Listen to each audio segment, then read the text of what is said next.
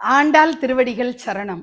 திருப்பாவை பாசுரம் 3க்கான விளக்கத்தை காட்சி வடிவத்துல நம்ம பார்க்க போறோம். அதுக்கு முன்னாடி சில தகவல்களை உங்க கூட ஷேர் பண்ணிக்கணும்னு விரும்புறேன். திருப்பாவை பாசுரங்களுக்கான விளக்கங்களை விரிவா கிட்டத்தட்ட மணிக்கணக்கா அதனுடைய உரையை தெரிஞ்சுக்கிறதுக்கான முயற்சியை நம்ம எடுக்கலாம். ஆனா நான் எடுத்திருக்கிற ஒரு எளிய முயற்சி என்னன்னா, பாமர மக்கள் படிக்காதவர்கள் கூட அல்லது சிறு குழந்தைகள் கூட இந்த காட்சி அமைப்பெல்லாம் பார்க்கும்போது அவங்களுக்கு அந்த விளக்கங்கள் ஒரு சின்ன அளவுலையாவது புரிஞ்சுக்கிற ஒரு ஏற்பாடு செய்யணும் அப்படிங்கிறது தான் என்னுடைய முயற்சி.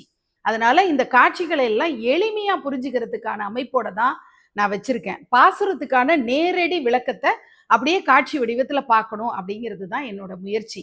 ஒவ்வொரு வாசகத்தையும் நம்ம சொற்பொருள், உட்பொருள், மெய்ப்பொருள்னு 3 பிரிவா நம்ம பிரிச்சு விரிவா விளக்கத்தை நம்ம எடுத்துட்டு போயிட்டே இருக்கலாம். ஆனா நான் எடுத்திருக்கிற முயற்சி நேரடியா அந்த பாசுரத்துக்கு எளிமையா எப்படி காட்சிகளை பார்க்கலாம் அப்படிங்கிற முயற்சி தான். இதை நான் முதல்ல தெளிவுபடுத்த விரும்புறேன். திருப்பாவை பாசுரம் 1, 2 இந்த 2 பாசுரங்களுக்கான விளக்கங்கள் போதுமான அளவுக்கு உங்களுக்கு புரிதலை கொடுத்துருக்கோன்னு நம்புறேன். நம்ம நந்தினி வைப்ஸ் சேனல்ல இன்னும் சுருக்கமா, அதாவது இங்க நான் ஆன்மீக அலை சேனல்ல கொடுக்கறது விரிவா ஒரு 10 நிமிஷத்துல இருந்து 15 நிமிஷம் இப்படி ஒரு பெரிய நீண்ட காணொலியா வருது. இந்த நேரம் கூட என்னால ஸ்பெண்ட் பண்ண முடியல, 10 நிமிஷம் கூட என் கையில இல்ல, பரபரப்பா நான் இயங்கிட்டு இருக்கேன், எனக்கு 2ல இருந்து 3 நிமிஷத்துக்குள்ள இந்த விளக்கத்தை காட்சி வடிவத்துல காட்ட முடியுமான்னு கேட்டா அதற்கான முயற்சி தான் நந்தினி வைப்ஸ்ல நான் கொடுத்துட்டு இருக்கேன். அதை ரீல்ஸா நான் ஷார்ட்ஸா, யூடியூப் ஷார்ட்ஸா நான் போஸ்ட் பண்ணிட்டு இருக்கேன். இன்ஸ்டாகிராம்லயும் ஃபேஸ்புக்லயும் அதே ரீல்ஸ் போஸ்ட் ஆயிட்டு இருக்கு.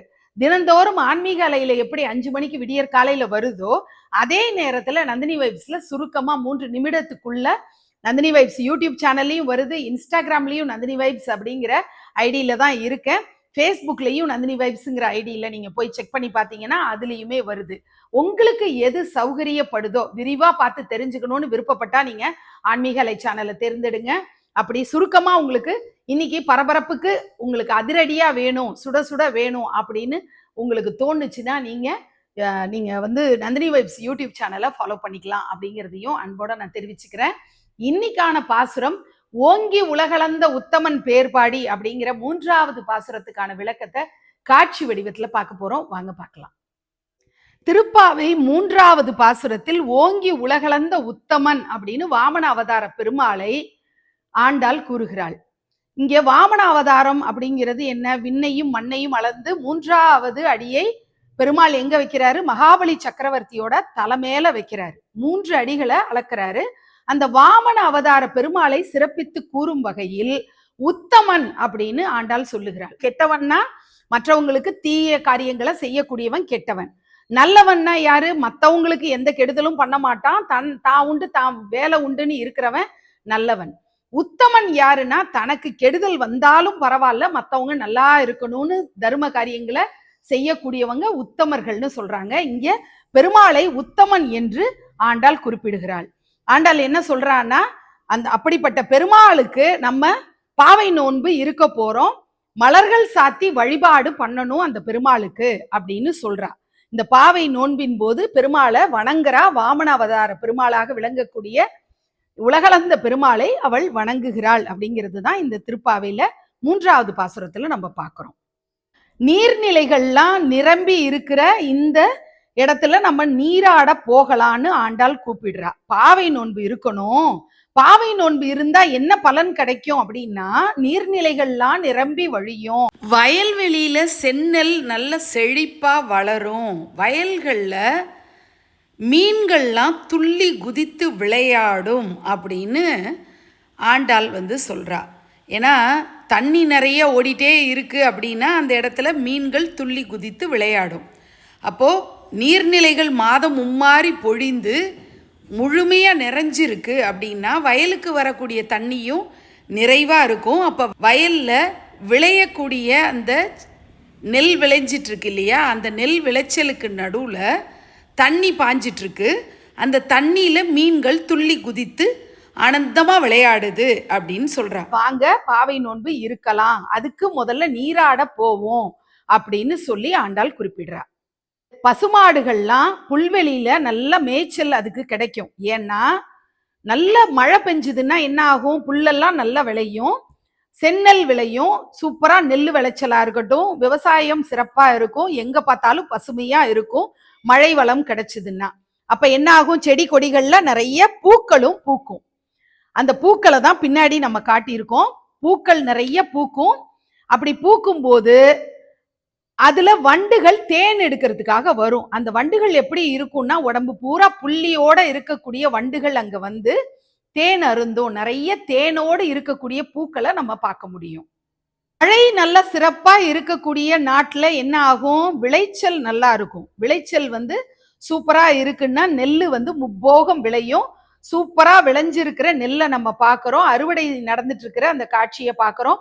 மூட்டை மூட்டையா நெல்லை வந்து வண்டியில ஏத்தக்கூடிய ஒரு பெரியவரையும் நம்ம பார்க்கிறோம். விவசாயம் சூப்பரா நடந்துட்டு இருக்கு. மாடுகள்லாம் நல்ல செழிப்பா இருக்கு அப்படிங்கிறத தான் இங்க நம்ம பார்க்கிறோம். பாவை நோன்பு சிறப்பா இருந்தா என்ன ஆகும்? பசுமாடு கன்றுகள் சூப்பரா இருக்கும். அதனுடைய செழிப்பு காரணமா என்ன ஆகும்னா, அது கொடுக்கக்கூடிய பால் எப்படி இருக்கும்? கொடங்கொடமா கொடுக்கும். 1 2 பானை கிடையாது. கொடங்கொடமா வள்ளல் பெரும் பசுக்களா இருக்கும். வள்ளல் தன்மையோட அந்த பசுக்கள் இருக்கும். ஏன்னா அதுக்கு நல்ல தீனி கிடைக்குது. தீனி நல்லா சாப்பிட்ட பிறகு கண்ணுக்குட்டிக்கு கொடுத்தது போகவே நிறைய குடங்குடமா கொடுக்கும் பாலை அப்படிங்கிறது தான் ஆண்டாள் இங்கு குறிப்பிடுகிறாள். இந்த இடத்துல ஆயர்பாடி கிராமம் வந்து செழுமையா இருக்கிற மாதிரி காட்டியிருக்கோம். ஏன்னா உத்தமனாக விளங்கக்கூடிய கண்ணனை வழிபாடு செய்யக்கூடிய பாவை நோன்பு இருக்கக்கூடிய பெண்கள் அதனுடைய பலனாக செழுமையான ஒரு தேசத்தை பார்க்கறாங்க. அந்த ஆயர்பாடி கிராமம் பச்சை பசேல் என்று புல்வெளியோடு மாடு கன்றுகளோடு விளைச்சல் நிலம் சூப்பரா இருக்கு. அங்கங்க அந்த மீன்கள் துள்ளி குதிக்கக்கூடிய காட்சிகள்லாம் நம்ம ஏற்கனவே பார்த்தோம். ஸோ வயல் வந்து சிறப்பா விளைஞ்சு இருக்கிறத பார்க்குறோம். வாங்க எல்லாருமா நீராடுவோம். நீராட போனா இந்த மாதிரி பலன்கள்லாம் கிடைக்கும் அப்படின்னு சொல்லிட்டு அந்த பாவை நோன்பு காரணமா கிடைக்கக்கூடிய நன்மைகளை ஆண்டாள் விளக்குகிறாள். அப்படிங்கிறது தான் ஓங்கி உலகளந்த உத்தமன் பேர்பாடிங்கிற 3வது பாசுரம் நமக்கு சொல்லக்கூடிய விஷயங்களா இருக்கு. ஆண்டாள் அருளிய திருப்பாவை பாசுரம் 3. ஓங்கி உலகளந்த உத்தமன் பேர்பாடி நாங்கள் நம் பாவைக்கு சாற்றி நீராடினால் தீங்கின்றி நாடெல்லாம் திங்கள் மும்மாறி பெய்து ஓங்கு பெருஞ்சென்னல் ஊடு கயலுகல பூங்குவலை போதில் பொறிவண்டு கண்டுப்ப தேங்காதே புக்கிருந்து சீர்த்த முளை பற்றி வாங்க குடம் நிறைக்கும் வள்ளல் பெரும்பசுக்கள் நீங்காத செல்வம் நிறைந்தேலோர் எம்பாவாய். மாணிக்கவாசகர் அருளிய திருவெம்பாவை பாசுரம் 3. முத்தண்ட வெண்ணகையாய் முன்வந்து எதிர் எழுந்தன் அத்தன் ஆனந்தன் அமுதனென்ற உள்ளூரி தித்திக்க பேசுவாய் வந்துன் கடைதிரவாய் பத்துடையீர் ஈசன் பழ அடியீர் பாங்குடையீர் புத்தடியோம் புண்மை தீர்த்தாட்கொண்டார் பொல்லாதே எத்தோ நின் அன்புடைமை எல்லோம் அறியோமே சித்தம் அழகியார் பாடாரோ நம் சிவனை இத்தனையும் வேண்டும் நமக்கேலோர் எம்பாவாய். பொருள்: முத்துப்பற்கள் தெரிய சிரித்து எங்களை மயக்குபவளே, கடந்த ஆண்டுகளில் நாங்கள் வந்து எழுப்பும் முன்னதாக நீயே தயாராக இருப்பாய்.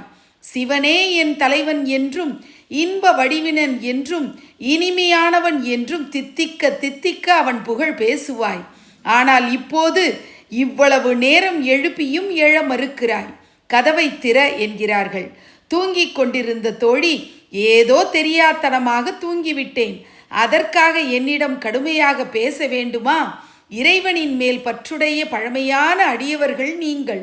உங்களைப் போல் எனக்கு இந்த விரதம் இருத்தலில் அனுபவம் இல்லை. மேலும் பக்திக்கு நான் புதியவள். என் தவறை பெரிதுபடுத்துகிறீர்களே என வருந்தி சொல்கிறாள். வந்த தோழியர் அவளிடம், அப்படி இல்லையடி, இறைவன் மீது நீ வைத்துள்ளது தூய்மையான அன்பென்பதும் தூய்மையான மனம் படைத்தவர்களாலேயே சிவபெருமானை பாட முடியும் என்பதும் எங்களுக்கு தெரியும். நீ சீக்கிரம் எழ வேண்டும் என்பதாலேயே அவசரப்படுத்துகின்றோம் என்றனர். நன்றி.